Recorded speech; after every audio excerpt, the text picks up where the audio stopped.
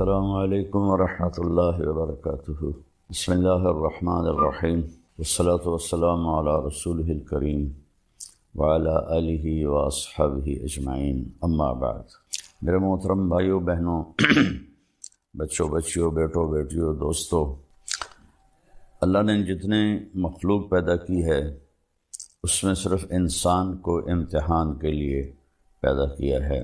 خلق الموت والحیات لیبلوکم ایکم احسن عملا۔ ہم نے زندگی اور موت کا نظام چلایا تھا کہ دیکھیں کہ تم میں سب سے اچھا عمل کون کر کے اللہ کے پاس آتا ہے۔ انا جعلنا ما علی الارض زینۃ لہا لنبلوہم ایہم احسن عملا۔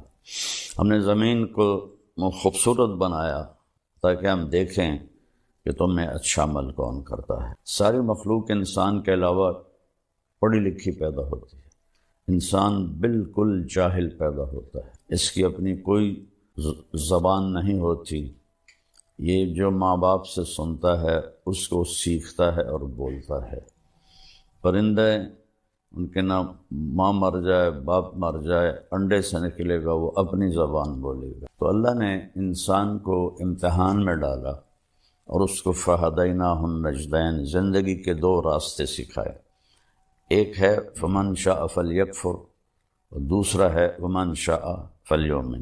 اللہ نے کہا چاہو تو نافرمان بن کے زندگی گزارو اور چاہو تو فرما بردار بن کے زندگی گزارو۔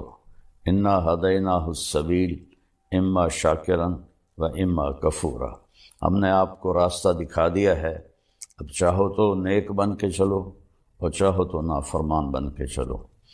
پھر اس کا آخر اللہ تعالیٰ نے رکھا ہے ان یوم الفصل کان میقاتا، فیصلے کا دن قیامت مقرر ہو چکا ہے اور اس دن اللہ تعالیٰ فیصلہ فرمائے گا، نافرمانوں کے لیے الگ، فرما برداروں کے لیے الگ۔ نافرمان ناکام ہوں گے اور فرما بردار کامیاب ہوں گے۔ تو اس کے لیے پھر اللہ تعالیٰ نے 1,24,000 نبیوں کو بھیجا۔ سب سے آخر میں جناب رسول اللہ محمد بن عبداللہ صلی اللہ تعالیٰ علیہ وسلم عربی ہاشمی قریشی کو اللہ تعالیٰ نے آخری نبی بنا کر بھیجا۔ اب آپ کے بعد کوئی نبی نہیں۔ اللہ تعالیٰ نے آسمان سے کتابیں اتاری، چھوٹی بھی بڑی بھی، اور سب سے آخری کتاب اللہ تعالیٰ نے قرآن کو اتارا۔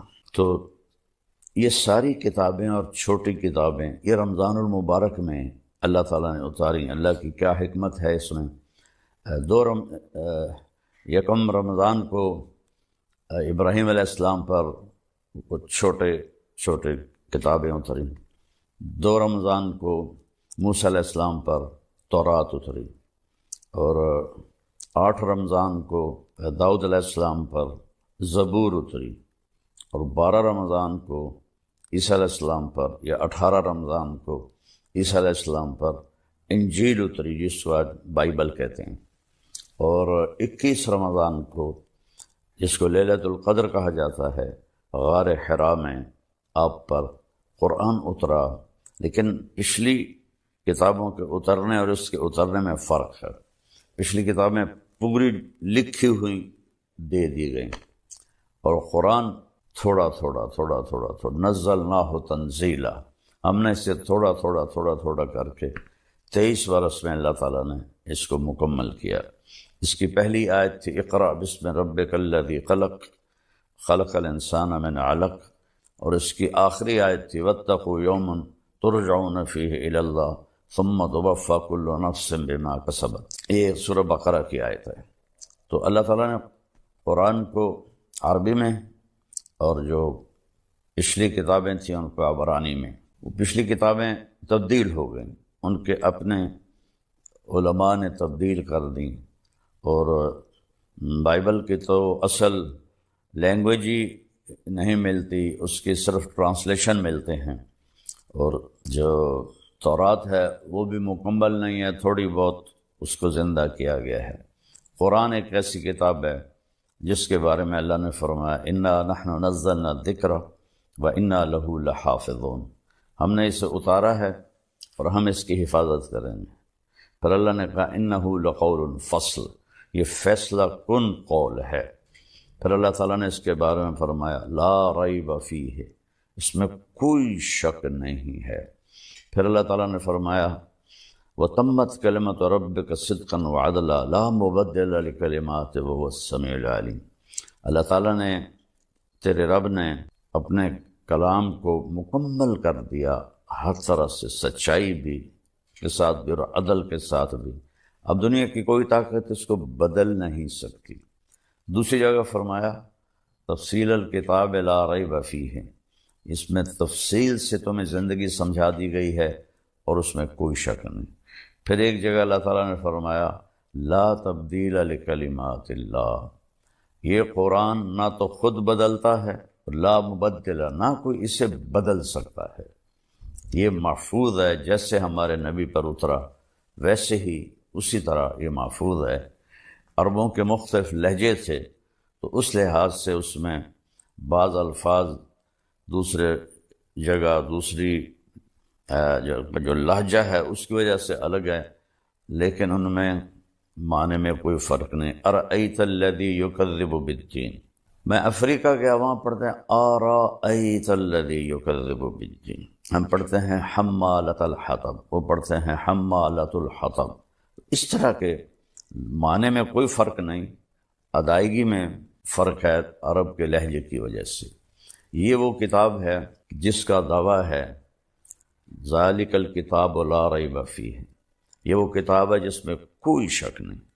پھر اس کا دعویٰ ہے ان ھذا القرآن یہدی للتی ہی اقوم، صرف قرآن ہی ایک کتاب ہے اب جو سیدھے راستے کی رہنمائی کرتی ہے، باقی کتابیں تبدیل ہو گئی ہیں۔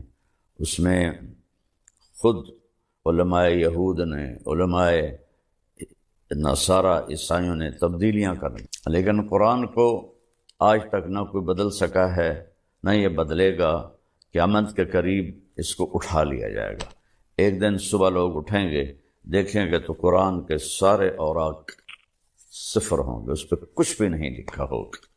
تو لہٰذا سیدھے راستے پر چلنے کے لیے صرف ایک کتاب باقی ہے، وہ ہے قرآن پاک، اور صرف ایک نبی ہیں، وہ ہے محمد الرسول اللہ صلی اللہ علیہ وسلم، جن کی زندگی پیدائش سے لے کر وفات تک وہ من و عن کے ساتھ محفوظ ہے۔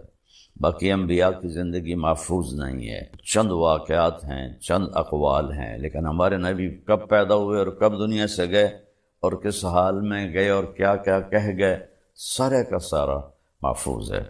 پھر قرآن کا جیسے اللہ نے تعارف کروایا ہے وہ سارا تو میں نہیں بتا سکتا، ایک دو آیتیں بتاؤں گا۔ اس کی عظمت دلوں میں اتارنے کے لیے، اس لیے کہ جب تک حاکم کی دل میں عظمت نہ ہو تو حکم کی عظمت نہیں ہوتی، کہنے والے کی طاقت کا پتہ نہ ہو تو اس کے کہے کی طاقت بھی معلوم نہیں ہوتی۔ سورہ طٰہٰ کو اللہ تعالیٰ نے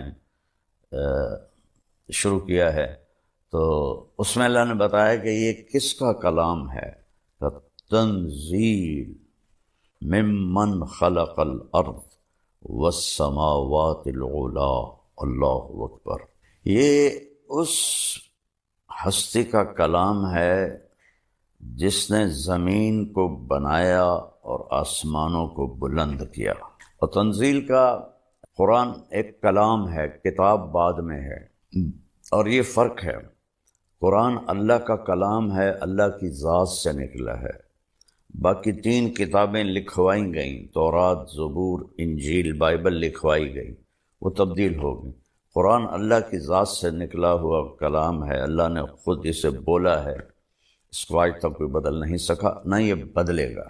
تو تنزیل، ایک تو میں کہوں کہ وہ آ رہا ہے، میں اب لہجہ بدل کے کہتا ہوں وہ آ رہے ہیں، تو آپ کو معلوم ہوگا کہ کوئی بڑی شخصیت آ رہے ہیں، چہرے سے بھی ہوتا، میں کہتا ہوں آ گیا، مطلب معمولی آدمی آ گئے، ان کو بہت بڑا آدمی ہے۔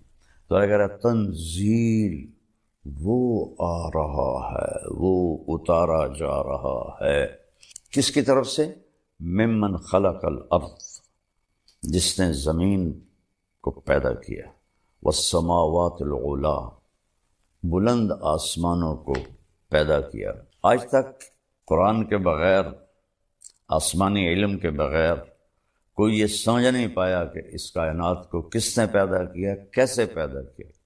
لہذا ایک طبقہ بہت بڑا ہے ایتھیسٹ، جو کہتے ہیں یہ خود بخود پیدا ہو گیا ہے، یعنی اس سے احمقانہ اور بے وقوفی کی کوئی بات ہی کوئی نہیں ہے کہ یہ سارا کچھ خود بخود پیدا ہو گیا ہے اور یہ کبھی نہیں ختم ہوگا، یہ ایسے ہی چلتا رہے گا۔ خیر وہ تو دوسری بات ہے۔ تو اللہ نے تعارف اس طرح کرا ہے کہ پہلے حاکم کا، جس نے کلام اتارا ہے، پہلے اس کی عظمت اللہ نے بٹھائی۔ ممن خلق الارض والسماوات العلی، زمین کا بنانے والا، بلند آسمانوں کا بنانے والا کون ہے؟ تو اللہ نے ابھی اپنا ذاتی نام نہیں بتایا، تعریف صفتیں بتائیں، نام پیچھے جا رہا ہے، تو اندر انسان کے شوق بڑھتا جا رہا ہے کون؟ تو آتا ہے الرحمن، یہ رحمان ہے جس نے اتارا۔ اللہ کی سب سے اعلیٰ صفت ہے وحدانیت کے بعد الرحمن، کہ یہ رحمان نے اتارا ہے۔ رحمان وہ ہوتا ہے جو حد درجے رحم کرنے والا ہو، تو جو وہ یہ کلام بھیج رہا ہے یہ سخت، یہ شدت والا نہیں، رحمت والا ہے۔ کون ہے بھائی وہ الرحمن؟ پھر بھی نام نہیں بتایا۔ علی العرش استویٰ، عرشوں پر اس نے استوا کیا ہے۔ کون ہے جس نے عرشوں پر استوا کیا ہے؟ تو پھر نام نہیں بتایا، آگے اپنی حکومت بتائی۔ لہو ما فی السماوات، آسمانوں میں جو کچھ ہے وہ اللہ کا، وما فی الارض، زمین میں جو کچھ ہے وہ اللہ کا، وما بینہما، اس کے درمیان جو کچھ ہے اللہ کا، وما تحت الثری، زمین کی تہ میں جو کچھ ہے اللہ کا۔ للہ المشرق والمغرب فأینما تولوا فثم وجہ اللہ، مشرق بھی اللہ کا، مغرب بھی اللہ کا، جدھر دیکھو گے اللہ کی قدرت کے نظارے تمہیں نظر آئیں گے۔ تو پھر سوال کون ہے بھائی؟ پتہ تو بتاؤ ہے کون؟ تو پھر صفت آئی وَإِن تَجْهَرْ بِالْقَوْلِ فَإِنَّهُ يَعْلَمُ السِّرَّ وَأَخْفَى، اور وہ ہے کہ تم زور سے بولو جیسے میں بول رہا ہوں، یا تم دل میں بولو، دل میں، جیسے آپ دیکھیں میں نے ہونٹ بند کر لیے، میں کچھ بولا ہوں، اسے میرے کانوں نے نہیں سنا، فیل کیا ہے، محسوس کیا ہے۔ تو اللہ کہتا ہے کہ اگر تم وہ ہو کہ ساری کائنات کے انسان، مرد، عورت، جنات زور سے بولو یا دل میں بولو، وہ تمہارے اونچی بولنے کو بھی سنتا ہے، اور تمہارے دل میں جو خیال اٹھ رہے ہیں ان کو بھی سنتا ہے۔ یہ اپنی ہیبت بٹھائی، چونکہ کہنے والے کو آپ نہیں جانتے، اس کے کہے کو بھی نہیں جانیں گے۔ آج قرآن پہ عمل کیوں نہیں ہے؟ کیوں؟ اللہ کو لوگ جانتے ہی نہیں، اللہ کا سیدھا نام بھی لینا نہیں آتا، خدا کہتے رہتے ہیں، خدا کہتے رہتے ہیں۔ اب آیا اللہ کا نام، اب میں پیچھے سے پڑھتا ہوں۔ تنزیل ممن خلق الارض والسماوات العلی الرحمن علی العرش استوى له ما في السماوات وما في الارض وما بينهما وما تحت الثرى وان تجهر بالقول فانه يعلم السر واخفى۔ اتنی لمبی اپنی ہیبت، قدرت، طاقت بیان کی، اور انسانی شوق بڑھ گیا، یار بتاؤ تو صحیح ہے کون؟ تب آیا اللہ۔ اللہ نے اپنا اب نام لیا، اللہ، یہ اتارنے والا، زمین بچھانے والا، آسمان اٹھانے والا، اور رحمان انتہائی مہربان، عرش پہ استوا کرنے والا، زمین آسمان کا اوپر نیچے دائیں بائیں آگے پیچھے مشرق مغرب شمال جنوب کا مالک، اور سب کی سننے والا، چاہے زور سے بولیں یا دل میں۔ کون ہے بھائی؟ اب تو بتاؤ، دل دھڑک رہا ہے، کہتے ہیں وہ اللہ ہے۔ اللہ، اللہ کیسا ہے؟ لا الہ الا ہو، اس کے سوا کوئی عبادت کے قابل نہیں، اس کے سوا کوئی مدد کے قابل نہیں، اس کے سوا کوئی دینے والا نہیں، اس کے سوا کوئی مارنے والا نہیں، اس کے سوا کوئی زندگی دینے والا نہیں۔ تو کیسا ہے وہ؟ لا الہ الا ہو، وہ ایک اکیلا ہے، اس کا کوئی شریک نہیں، اس کے کوئی مد مقابل نہیں۔ الملک لا شریک لہ، الفرد لا ند لہ، تنہا ہے، اس کی مثل کوئی نہیں۔ العلج لا سمیع لہ، بلند ہے، اس کا ہمسر کوئی نہیں۔ الاول بلا بدایہ، اس کی وہ سب سے پہلے ہے، اس کی ابتدا کوئی نہیں، والآخر بلا نہایہ، وہ سب سے آخر ہے، اس کی انتہا کوئی نہیں، قدیم بلا ابتدا ودائم بلا انتہا، ہمیشہ سے ہے ابتدا کے بغیر، ہمیشہ رہے گا اینڈ کے بغیر۔ تو اور کوئی ہے اس کی صفات جیسا نہیں، لہ الاسماء الحسنی، تمام خوبصورت صفات اس ایک اللہ کی ہیں۔ تو اس طرح اللہ نے قرآن کا تعارف کرایا کہ یہ تمہارے رب کا کلام ہے۔ امت نے چھوڑ دیا تو ذلت کی پسیوں میں گر گئے۔ پھر میں دو جگہ اور آپ کو بتاتا ہوں کہ اللہ تعالیٰ فرماتے ہیں، یا ایھا الناس قد جاءتکم موعظۃ من ربکم وشفاء لما فی الصدور وہدی ورحمۃ للمؤمنین۔ یہ اللہ نے قرآن کا فائدہ بتایا۔ یہ کیا ہے؟ تمہارے پاس یا ایھا الناس کہا، یا الذین آمنوا نہیں کہا، صرف مسلمانوں کو نہیں کہا، بلکہ اس قرآن کے بعد پوری دنیا کے لیے اب ایک ہی کتاب ہے، وہ قرآن ہے۔ باقی کتابیں ویسے ہی بدلی ہوئی ہیں، ان میں ویسے ہی کتنے مذاہب ہیں جن میں بت پرستی آ گئی ہے۔ اپنے ہاتھوں سے، کمال نادانی کی بات ہے، اپنے ہاتھوں سے ایک بناتے ہیں، پہلے پتھر سے بناتے تھے، اب پلاسٹک سے بناتے ہیں، پھر اسی کے آگے ہاتھ جوڑ کے کھڑے ہو کر اس سے مانگ رہے ہوتے ہیں۔ بھلا اس سے زیادہ نادانی کی کوئی بات ہو سکتی ہے؟ ہاتھوں سے بنی ہوئی چیز کی پوجا شروع کر دینا۔ اللہ کے نبی کے دور میں بنو حنیفہ تھے، تو وہ یہ ادھر نجد میں رہتے تھے، ریاض کی طرف۔ تو ان کے ایک سال کھجوریں بہت زیادہ ہوئیں، تو انہوں نے فالتو کھجوروں کا بت بنا دیا اور ایک سال تک اس کی پوجا کرتے رہے۔ اگلے سال خشک سالی ہوئی اور پھل تھوڑا آیا، تو اسی خدا کو توڑ تاڑ کے تقسیم کر کے کھا گئے۔ یہ انسانی عقل تھی، اس وقت بھی تھی، اب بھی یہی حال ہے۔ پتھر کے بت بناتے ہیں، پلاسٹک کے بت بناتے ہیں، پھر انہی کے آگے ان کو سجدے بھی کرتے ہیں، ان کے آگے ہاتھ بھی جوڑتے ہیں۔ تو میرا اللہ کہہ رہا ہے، میں نے تمہارے لیے، اے دنیا کے انسانوں، تمہارے پاس ایک نصیحت آئی ہے، اور یہ اس کے 3 کام ہیں۔ شفاء لما فی الصدور، دل کے اندر کی بیماریوں کو صرف قرآن شفا دے سکتا ہے۔ دل کی سب سے بڑی بیماری کیا ہے؟ شرک، اللہ کا شریک ٹھہرانا۔ اللہ بھی ہے اور اللہ کے ساتھ کئی بھگوان بھی ہیں، کئی دیوتا ہیں، کئی دیویاں ہیں۔ تو اللہ تعالیٰ نے کہا کہ نہ، یہ جو شرک ہے قرآن اس کو دھوتا ہے۔ پھر دل میں حسد ہے، بغض ہے، نفرت ہے، اور دل میں بدماشی ہے، نافرمانی ہے، اور حرص ہے، لالچ ہے۔ اتنی لمبی لائن ہے انسان کے اندر کہ ان بیماریوں کو صرف قرآن دھو سکتا ہے اور کوئی چیز نہیں دھو سکتی۔ اور جو ایمان لائیں گے ان کے لیے ہدن ہے، صحیح راستہ دکھائے گا، ورحمتاً، اور رحمت ہے۔ جو قرآن کی زندگی پہ عمل کرے گا اس پر اللہ کی رحمتیں برستی رہیں گی۔ اور پھر اللہ تعالیٰ نے دوسری جگہ فرمایا، اللہ نزل احسن الحدیث، اللہ تعالیٰ نے جتنے بھی کلام آسمان سے اتارے ہیں ان میں سب سے خوبصورت قرآن ہے، احسن الحدیث۔ مثانیہ، اس کے مضمون بار بار دہرائے جاتے ہیں تاکہ دل میں اتریں۔ تقشعر منہ جلود الذین یخشون ربہم، جب اس قرآن کو سنا جاتا ہے تو جو اللہ سے ڈرنے والے ہیں ان کے رونگٹے کھڑے ہو جاتے ہیں۔ وَتَلِينُ جُلُودُهُمْ وَقُلُوبُهُمْ إِلَى اللَّهِ، اور ان کے دل نرم ہو جاتے ہیں اور وہ اللہ کی طرف مائل ہو جاتے ہیں۔ تو میرے عزیزو، قرآن اور رمضان ان کا آپس میں بہت جوڑ ہے۔ تو میری آپ سب سے گزارش ہے، اللہ نے ہمیں قیام اللیل دیا۔ تراویح کا نام تو بعد میں پڑا ہے، اصل نام قیام اللیل ہے، رات کی نماز۔ تو اس میں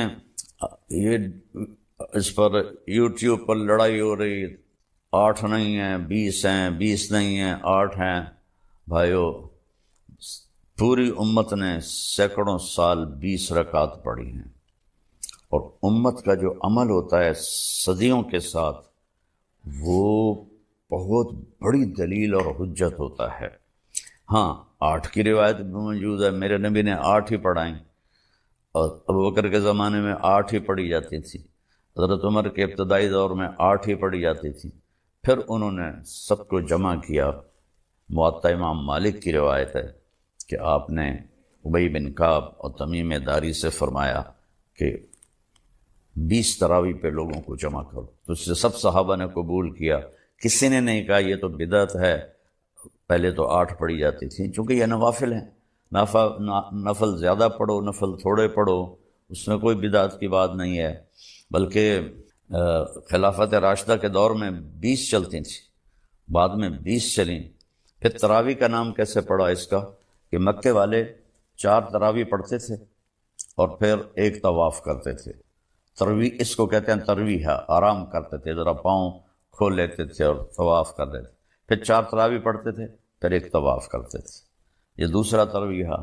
پھر 4 تراویح پڑھتے تھے، پھر طواف کرتے تھے. یہ تیسرا ترویح. پھر 4 تراویح پڑھتے تھے، پھر ایک طواف کرتے تھے. پھر 4 تراویح پڑھتے تھے، پھر ایک طواف کرتے تھے. تو 5 طواف ہو جاتے تھے ان کے. یہاں سے اس کا نام تراویح پڑا. تو اہل مدینہ جو تھے امام مالک کے دور میں، اہل مدینہ انہوں نے جب دیکھا کہ وہاں تو 20 تراویح پڑھی جاتی ہیں، وہاں تو 5 طواف ہوتے ہیں، تو بھائی ہم کیا کریں طواف کے مقابلے میں. وہ 40 تراویح پڑھتے رہے. تو اس میں لڑنے والی تو مجھے بالکل حماقت ہی نظر آتی ہے. 8 پڑھ لے وہ بھی ٹھیک ہے، 20 پڑھ لے وہ بھی ٹھیک ہے، لیکن یقیناً 20 پڑھنے والے کا اجر زیادہ ہے. قیام اللیل کی جو نماز ہے، یہ اس کے ہر سجدے پر 1500 نیکی لکھی جاتی ہے. تو 8 پڑھ کے جانے والا لے گیا 12000، اور 20 یہ اور 3 وتر، تو وہ 20 پر اس کو 40 سجدے ملے، تو اس کو 60,000 نیکی ملی. اور پھر اوپر 6 سجدے ملے تو 9000 نیکی ملی. تو وہ 69,000 نیکیاں لے کے گیا. تو اب آپ خود فیصلہ فرما لیں کہ یہ لڑنے کی چیز کوئی نہیں ہے، یہ اجر کی چیز ہے.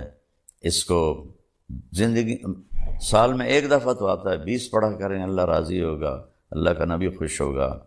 اور اس کی سب سے بڑی جو بندگی ہے وہ تو روزہ ہے، اور روزے کے بعد سب سے بڑی بندگی قرآن کی تلاوت.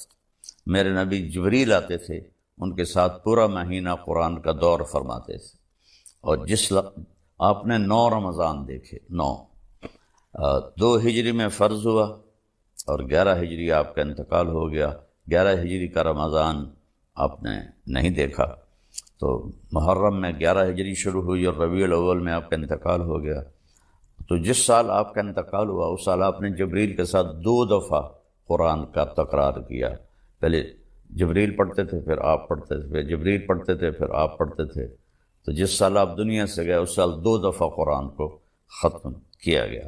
اور میرے نبی کا فرمان ہے، اذا التبست علیکم الامور کقطع اللیل المظلم فعلیکم بالقرآن. جب اندھیری رات کی طرح فتنے چھا جائیں تو قرآن کو مضبوطی سے پکڑ لو. فَإِنَّهُ مَاحِلٌ مُصَدَّقٌ وَشَافِعٌ مُشَفَّعٌ. یہ جس کے بارے میں جھگڑا کرے گا اللہ وہ اس کا جھگڑا بھی مانے گا، جس کی سفارش کرے گا اللہ اس کی سفارش بھی قبول کرے گا. من جعلہ امامہ قادہ الی الجنہ. جو قرآن کو آگے رکھ کر زندگی گزارے گا، یعنی اس کے تابع ہو کر، تو یہ قرآن اسے جنت میں لے جائے گا. من جعلہ خلفہ ساقہ الی النار. جو اسے پیچھے رکھے گا اسے قرآن دھکا دے کے جہنم میں ڈال دے گا. تو جتنے یہ بیٹھے ہوئے ہیں یوٹیوب پر اور دین کو بیان کر رہے ہیں، وہ دین نہیں بیان کر رہا ہے، وہ تو لڑائیاں کر رہے ہیں. کوئی رفع یدین پہ جھگڑے کر رہا ہے، کوئی 8-20 پہ جھگڑے کر رہا ہے، کوئی کسی چیز پہ جھگڑے کر رہا ہے، کوئی صحابہ کی جنگوں پہ جھگڑے کر رہا ہے. وہ میرے بھائیو، اللہ تعالیٰ نے جن چیزوں کے بارے میں ہم سے سوال کرنا ہے وہ لوگوں کو بتاؤ کن چیزوں میں پھنسا دیا ہے جن کا آخرت میں آپ سے سوال نہیں. تلک امۃ قد خلت لہا ما کسبت ولکم ما کسبتم ولا تسألون عما کانوا یعملون. وہ لوگ چلے گئے، جو کیا وہ ان کا اجر، جو غلط کیا وہ ان کا گناہ. تم سے تھوڑے پوچھا جائے گا. قبر میں کیا پوچھا جائے گا؟ من رب، تیرا رب کون ہے؟ لوگوں کو بتاؤ کہ رب کون ہے. ما دینک، تیرا دین کیا ہے؟ وہ اسلام ہے. لوگوں کو بتاؤ اسلام کیا ہے. میرے نبی نے کیا بتایا کہ اسلام 5 چیزیں ہیں: کلمہ، نماز، روزہ، حج، زکوٰۃ. یہ ابتدا ہے. اور انتہا کیا ہے؟ بنی الاسلام علی 5. اور انتہا کیا ہے؟ انما بعثت لاتمم مکارم الاخلاق. میں تمہارے اخلاق کو مکمل کرنے آیا ہوں.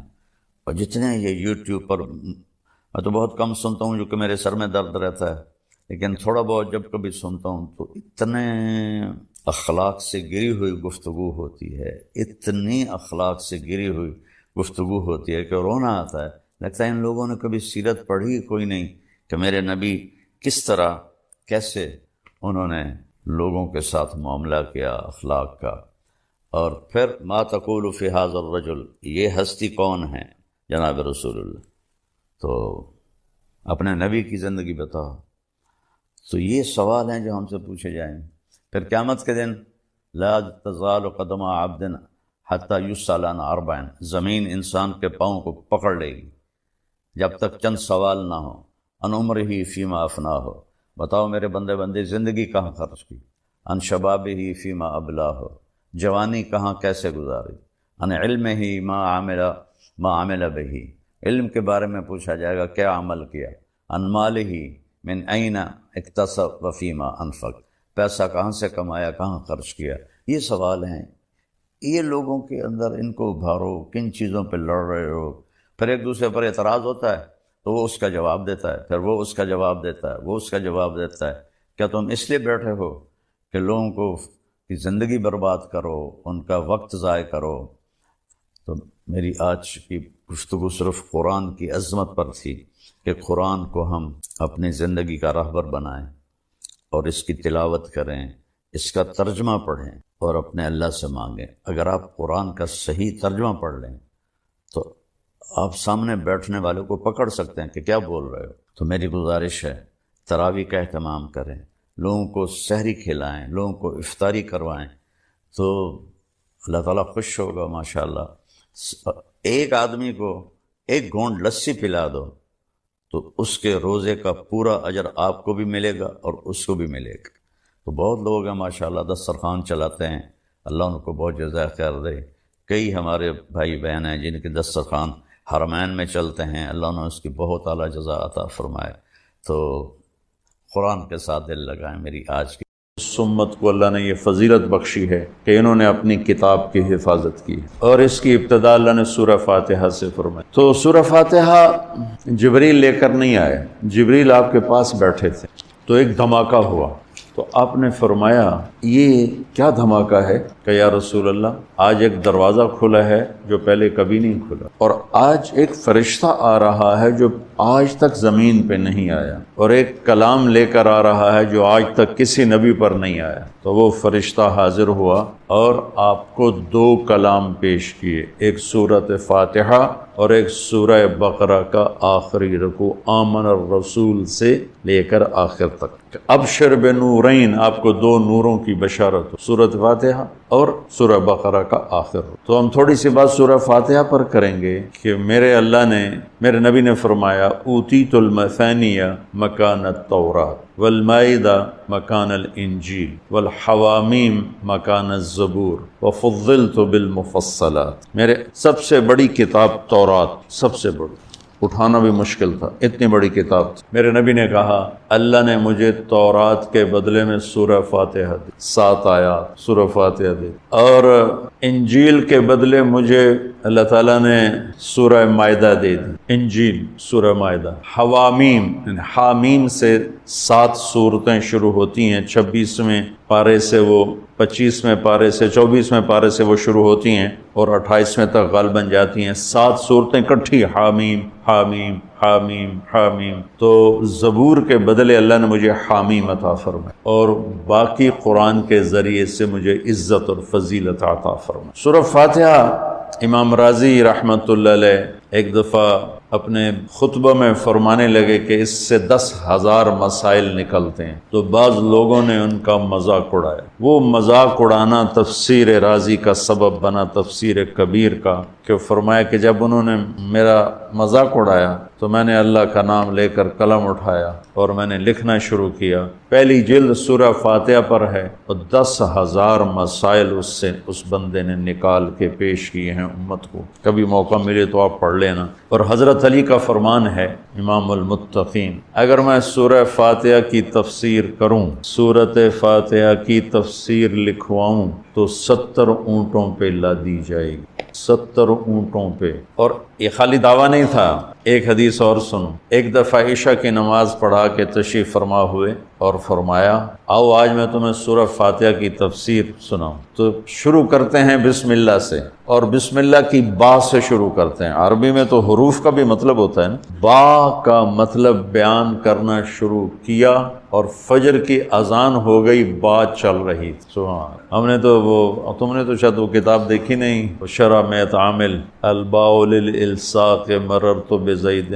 ہمیں تو بس اتنا ہی آتا ہے. یا حرف جر ہے، باؤ تاؤ کاف و لام و واؤ منز و مسخلا ربا حاشا من عدا حتی کیا ہے حتی الہ، جو من میر زبانی یاد کی تھی. تو سورۃ فاتحہ سارے آسمانی کلاموں کا، جتنے آسمان سے کلام اترے، کتابیں اتریں، اس کا خلاصہ ہے قرآن، اور قرآن کا خلاصہ ہے سورۃ فاتحہ، اور سورۃ فاتحہ کا خلاصہ ہے ایاک نعبد و ایاک نستعین. ایک اور طرح سارے آسمانی کلاموں کا سردار ہے قرآن، اور قرآن کا سردار ہے سورۃ بقرہ، اور سورۃ بقرہ کا سردار ہے آیت الکرسی. اللہ لا الہ الا. تو آسمانی علوم کا خلاصہ قرآن، اور قرآن کا خلاصہ سورۃ فاتحہ، اور سورۃ فاتحہ کا خلاصہ ایاک نعبد و ایاک نستعین. یا اللہ صرف تیری بندگی، یا اللہ صرف تجھ سے مدد.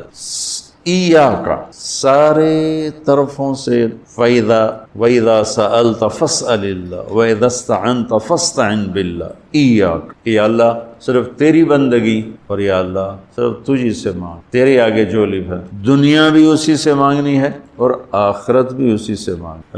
اللہ نے ہمیں دنیا پہلے سکھائی، آخرت بعد میں سکھائی. ربنا آتنا فی الدنیا حسنہ وفی الآخرۃ حسنۃ وقنا عذاب النار. تو سارے آسمانی کتابوں کا خلاصہ یہ ایک جملہ ہے، ایاک نعبد. اور بندگی صرف نماز نہیں، بلکہ پوری زندگی اللہ کی چاہت میں گم ہو جائے، ڈھل جائے، اور ہر ضرورت میں اللہ اس کی طرف ہاتھ اٹھے، مخلوق کی طرف ہاتھ. ایک ہوتا ہے ایک دوسرے کی مدد کے لیے، بھائی اپنا ٹریکٹر دینا. یار میری ہمارے ہاں ہم نے اپنی مثال دینی. جب ایک دم زمین تیار کرنے کا وقت آتا ہے تو وہ 3 ٹریکٹر بھی کافی نہیں ہوتے، تو ہم کہتے ہیں جی ذرا اپنا ٹریکٹر بھیج دینا، ایک ہی دن میں ہماری زمین ساری تیار ہو جائے. یہ ایک دوسرے کی امداد باہمی ہے. مدد جہاں انسان بے بس ہے، صرف اللہ ہی کر سکتا ہے، ان چیزوں میں اللہ کے سامنے جھولی پھیلانا، اسی کو پکارنا، اسی کے آگے ہاتھ پھیلانا، اور اسی کے آگے سر جھکانا.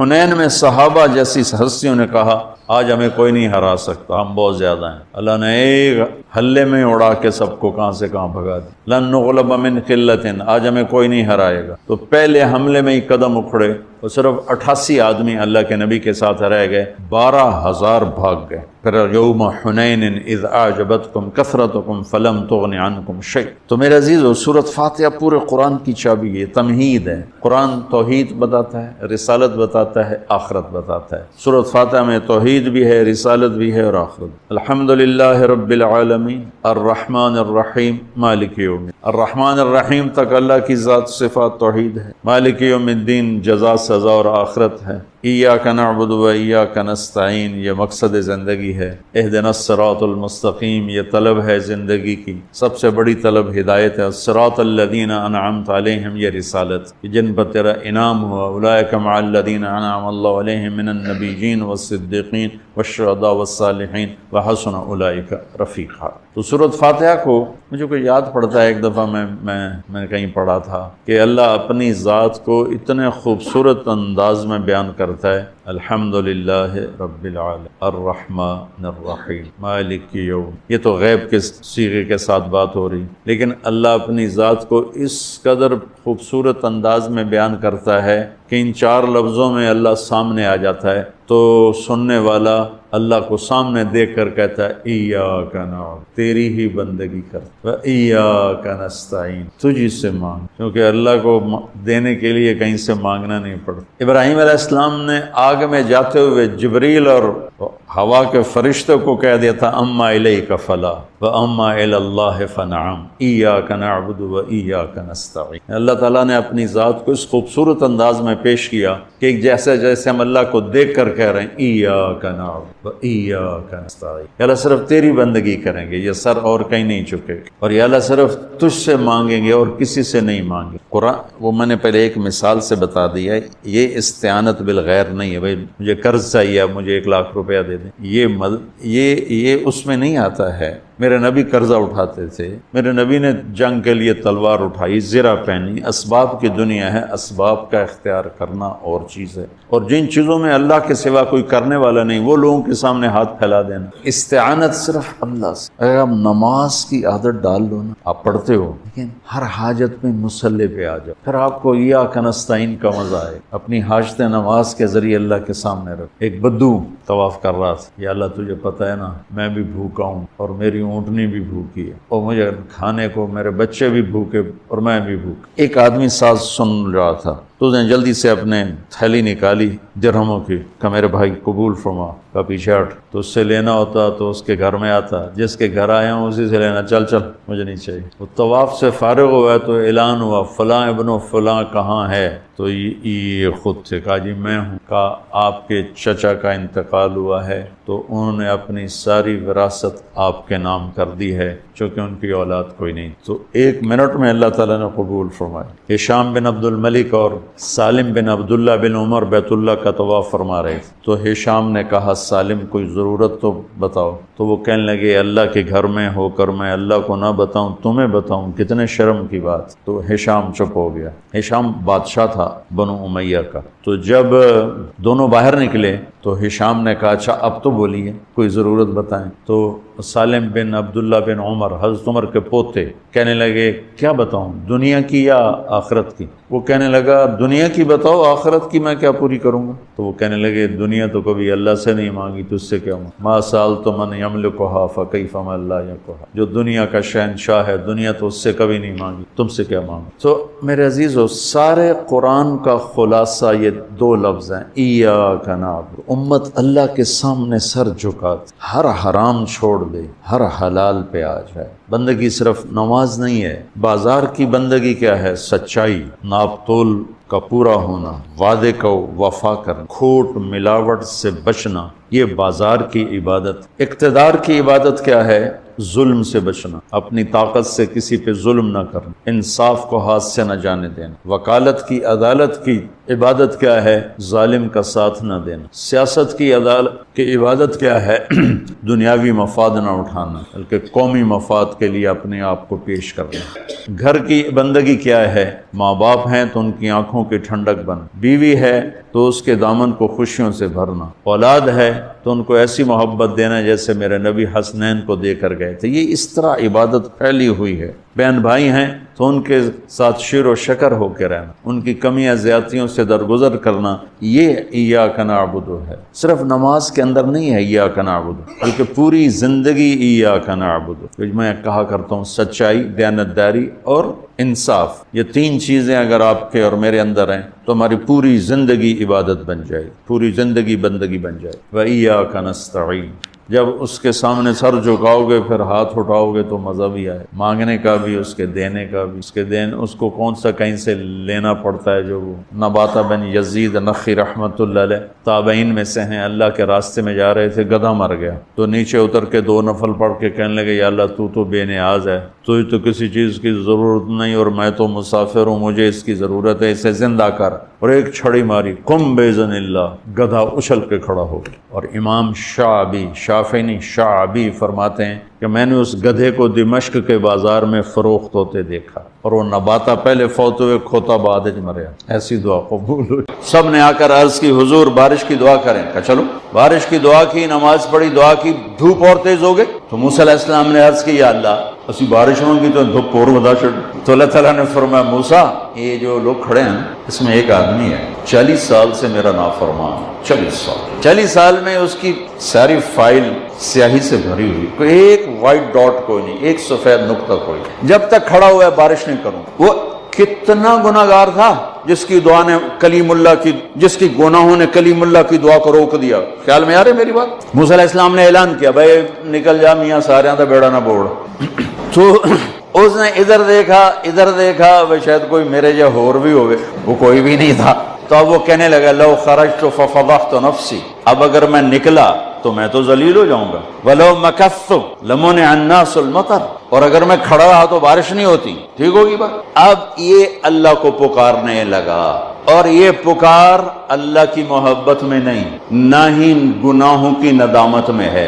یہ پکار ہے عزت بچانے کی کہ میری عزت رہ جائے. تو اب یہ دل ہی دل میں کہتا ہے کہ عصیتک 40 سنۃ فامہلتنی، میرا رب 40 سال تیری نافرمانی کی، تو مجھے مہلت دیتا رہا، مجھے چھپاتا رہا. جئتک تائبا فاقبلنی، مجھے معاف کر دے.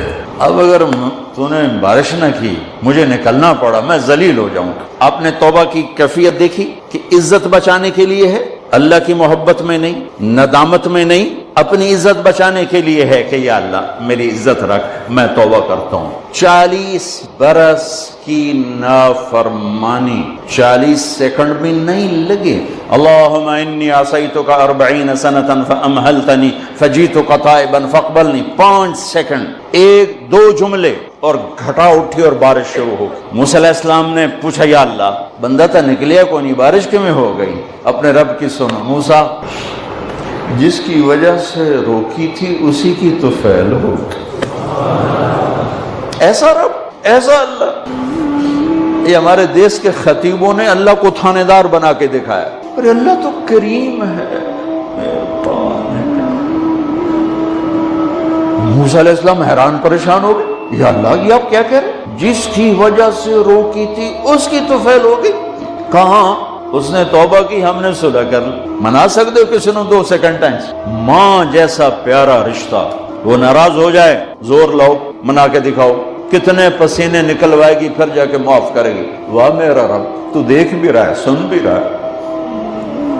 40 سال کی غلاستیں، گندگیاں، اور یوں کہ موسیٰ جس کی وجہ سے روکی تھی اسی کی وجہ سے. کہ اللہ کیوں، کیسے؟ کہ اس نے توبہ کی، ہم نے صلح کی. کہ اللہ کون ہے؟ اللہ کون ہے؟ اللہ نے کہا واہ، جب نافرمانتا نہیں بتایا، جب توبہ کر لی کیسے بتاؤں؟ موسیٰ لوگوں سے کہتا ہوں کسی کے عیب نہ کھولو، تو میں اپنے بندے کے عیب خود کھولوں. بینی و بین عبدی، یہ میرے اور میرے بندے کے درمیان ہے، یہ اللہ ہے. یہ تعارف میرے نبی نے کروایا لا الہ الا اللہ کا. میرے عزیزو آپ ہمارا سرمایہ ہو. تربیت کا سب سے پہلا سنگ میل، پہلی بنیاد لا الہ الا اللہ ہے کہ اللہ سے جڑ اور سب سے کٹ جاؤ. سب سے نگاہوں کو پھیر لے، سب سے نظروں کو پھیر لے. اللہ سے جڑنے کا مطلب یہ نہیں کہ میں آپ کو سارے قرآن کا خلاصہ بتا دیتا ہوں. سارے قرآن کا خلاصہ بتا دیتا ہوں. ایک چھوٹی سی سورت سارے قرآن کا خلاصہ ہے. یاد رہے گی تو فائدہ اٹھاؤ، نہیں رہے گی تو فقیرانہ آئے صدا کر چلے، میاں خوش رہو ہم دعا کر چلے.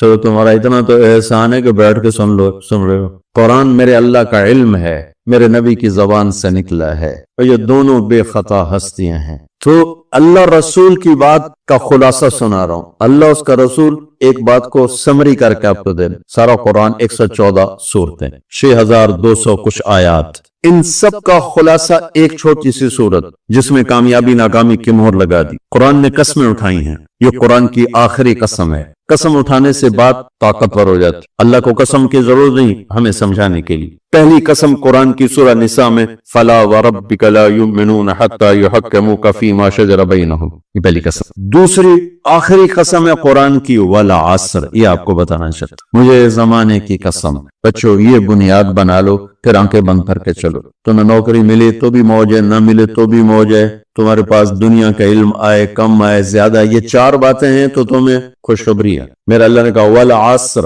مجھے قسم ہے زمانے کی، ان الانسان لفی خسر، ساری دنیا کے انسان یقیناً ناکامی کے سمندر میں ڈوب گئے. فی کا لفظ بہت خوفناک مطلب دے رہا ہے. یوں دکھا رہا ہے جیسے سفینہ انسانیت ناکامی کے سمندر میں ڈوب رہا ہو، غرق ہو رہا. تو پوچھنے والا پوچھتا ہے یا اللہ کوئی بچا؟ کوئی بچنے کی امید کہاں؟ 4 کام کرنے والے ناکامی سے بچ سکتے ہیں. اچھا ناکامی کسے کہتے ہیں؟ اللہ کی نظر میں اللہ کا راضی ہونا کامیابی ہے اور اللہ کا ناراض ہونا ناکامی ہے. جنت کا مل جانا کامیابی ہے اور جہنم میں گر جانا ناکامی ہے. یہ قرآن کا مفہوم ہے. فمن زحزح عن النار وادخل الجنہ فقد فاز. جو جہنم سے بچ کے جنت میں چلا گیا وہ کامیاب. ناکام کون ہے؟ قل ان الخاسرین الذین خسروا انفسهم واہلیہم یوم القیامہ الا ذلک هو الخسران المبین لهم من فوقهم ظلل من النار ومن تحتهم ظلل. جو قیامت کے دن جہنم میں گر گیا یہ ناکام ہے. اس مفہوم کو ذہن میں بٹھائیں. پیسے کا مل جانا ایک وقتی کامیابی، نہ ملنا ایک وقتی ناکامی ہے. یہ کامیابی ناکامی ہے ہی نہیں، یہ حالات ہیں، امتحان ہے. اللہ نے یزید کو تخت دے دیا، حسین کو نیزے پہ چڑھا دیا، تو کیا اللہ تعالیٰ حسین سے ناراض ہیں؟ وہ یزید سے راضی ہیں. جو انسانیت کے لیے پھٹکار ہو اس کو 3 براعظم کی حکومت مل رہی ہے تو ایک امتحان ہے. آل رسول کے سر کٹ کے نیزوں پہ چڑھ رہے ہیں، امتحان ہے. میرے نبی کے پیٹ پہ 2 پتھر مجے ہوئے، امتحان ہے. حضرت عمر رضی اللہ عنہ آپ کے حجرے میں آئے تو فقر تو رونے لگے. آپ نے کہا کیوں رو رہے ہو؟ کہ یا رسول اللہ یہ ایران کے بادشاہ، یہ روم کے بادشاہ سونے کے برتنوں میں کھانے کھاتے، زربفت کے بسیریوں پر بستروں پر وہ آرام کرتے ہیں، آپ 2 جہان کے سردار ہو کر یہ حال آپ نے کہا. عمر ان کے لیے دنیا میں، ہمارے لیے آخرت میں. تو میرے اللہ نے کہا والعصر، زمانے کی قسم ساری دنیا کے انسان ناکام ہیں. ناکامی کیا ہے؟ جہنم. کون بچا اس ناکامی سے؟ کوئی بچ سکتا ہے؟ اللہ نے کہا 4 کام کرنے والے بچ جائیں گے. 4 کام کرنے والے. الا الذین آمنوا، جو ایمان لائے. ایمان ناکامی سے نکالنے کی پہلی شرط ہے. وعملوا الصالحات، جنہوں نے اچھے اعمال کیے. اچھا عمل ناکامی سے نکلنے کی دوسری شرط ہے. وتواصوا بالحق، جنہوں نے حق کی دعوت دی. یہ تبلیغ کا کام، جس کو آپ تبلیغی جماعت سمجھتے ہیں، یہ تبلیغی جماعت نہیں ہے. یہ میرے رب کی لگائی ہوئی ذمہ داری ہے ختم نبوت کی وجہ سے کہ میرے نبی کے بعد اب کوئی نہیں آئے گا. تم اے امت محمد اس دعوت کے کام کو اور حق کی دعوت کو تم آگے پہنچاؤ گے. وتواصوا بالحق، یہ لازمی پیپر ہیں، کمپلسری پیپر، اس میں نقل بھی نہیں لگ سکتی ہے. یہ لازمی پیپر ہے. وتواصوا بالحق، کہ اب کوئی نبی نہیں آنے والا، لہٰذا ایک دوسرے کو تیار کرو، دنیا تک جاؤ، یہ تمہارے ذمہ ہے. یہ ناکامی سے نکلنے کا تیسری شرط ہے. چوتھا پیپر وتواصوا بالصبر، جنہوں نے صبر کی دعوت دی، صبر کیا. میرے بچوں، میرے عزیزوں، میرے بھائیوں، یہ 4 ضروری پیپر ہیں اپنی دنیا اور آخرت کی کامیابی کو حاصل کرنے کے لیے. یہ 4 ضروری پرچے ہیں دنیا اور آخرت کی ناکامی سے نکلنے کے لیے. والعصر، مجھے زمانے کی قسم، کیونکہ زمانہ گواہ ہے. زمانے کے اندر فرعون، قارون، حامان، شداد ڈوبے، برباد ہوئے، تباہ ہوئے. زمانے کی قسم. والعصر، مجھے عصر کے وقت کی قسم. یہ کیوں کہا؟ یہ ایک مطلب بیان کیا جاتا ہے. ولا عصر کے وقت کی قسم، کہ عصر کے بعد دن چھپنے میں ٹائم تھوڑا رہ جاتا ہے، تو اس وقت کاروبار میں بھی تیزی آتی ہے، سفر میں بھی تیزی ہوتی ہے، جلدی گھر پہنچیں. تو اللہ تعالیٰ ایک اشارہ فرما رہے ہیں والعصر، کہ تمہارے پاس بھی ٹائم تھوڑا رہ گیا ہے. یہ میری بات سن کے جلدی سے عمل کر لو، ٹائم تھوڑا ہے. جلدی سے عمل کرو، ٹائم تھوڑا ہے. پھر یہ سورت اتری عربوں میں لڑائی کا ماحول ہے، ڈاکہ کا ماحول ہے، قتل و غارت کا ماحول ہے. تو عصر کے قریب مسافر قافلے تیز ہو جاتے تھے کہ جلدی سے کسی ٹھکانے پہنچیں تاکہ دشمن کے حملے سے محفوظ ہو جائیں. تو اللہ اس پس منظر میں فرما رہا ہے والعصر، ٹائم تھوڑا ہے، شام ہونے والی ہے، پتہ نہیں کب بلاوا آ جائے. جلدی سے یہ 4 کام سیکھو، جلدی سے کرو. ٹھیک ہو گیا. تیسرا مطلب والعصر، عصر کہتے ہیں نچوڑ کو، خلاصے، نچوڑ، عصیر، جوس کا کام کیا ہوتا ہے؟ ایک گلاس یہ گلاس ہے نا، آپ اس میں 1 آم رکھو تو اندر نہیں جائے گا، یہیں اٹک جائے گا. اور اسی میں 2 آم کا رس نکالو تو اس میں آ جائے گا. ٹھیک، اس میں اب 1 کنو ڈالو، اندر نہیں آئے گا. اسی میں 3 کنو کو نچوڑو تو اس کے اندر اس کا رس آ جائے گا. عصیر، نچوڑ نکالنا. تو میرا اللہ کہہ رہا ہے کہ تم 114 صورتیں ہیں، تم نہیں پڑھتے ہو. 6000 سے اوپر آتے ہیں، تم نہیں پڑھتے ہو. تو میں تمہیں سارے قرآن کا نچوڑ نکال کر، جوس نکال کر 3 آیات میں پیش کرتا ہوں. مجھے اس قرآن کے خلاصے کی قسم اپنے رب کی بات مان لو ورنہ بڑا نقصان اٹھاؤ گے۔ یہ بہت خوبصورت مطلب بنتا ہے۔ تو پہلی شرط ہے ایمان۔ ایمان کی شرط لگانے سے کافر ہمیشہ کے لیے ناکام ہو گئے، عمل کی شرط لگانے سے ایمان والے ناکام ہو گئے۔ یہ ناکامی کیا ہے؟ سیدھے جنت میں نہیں جائیں گے، وایا جہنم، اکیلا جسے چاہے معاف کرے۔ عمر بن عبدالعزیز نے حجاج بن یوسف کو دیکھا جہنم میں جل رہا ہے، کہ کیا حال ہے؟ کہ جو دیکھ رہے ہو بس اب تو صرف کلمے کی آس پہ پڑا ہوں کہ کبھی تو جہنم سے نکلوں گا۔